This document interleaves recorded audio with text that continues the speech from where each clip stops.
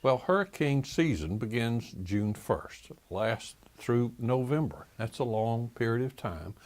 But hurricanes can strike anytime during that period, so now is a great time to be ready.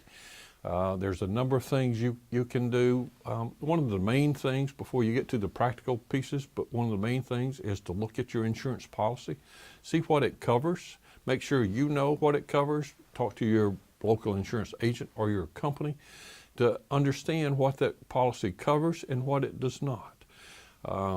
In the event of a hurricane, your homeowner's insurance policy is going to cover generally damage related to the wind. 3 of our last 4 events, though, have been primarily flood events. Your homeowner's policy does not cover flood. You can obtain that through your local insurance agent or your company.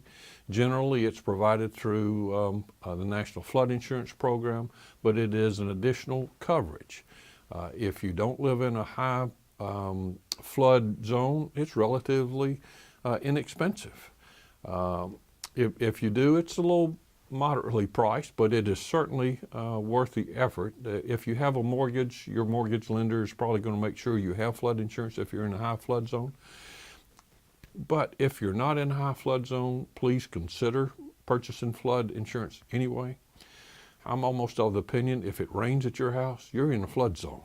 We've seen that over the last 4 years. The 2015 flood, some with Hurricane Matthew, but an awful lot with Hurricane Florence.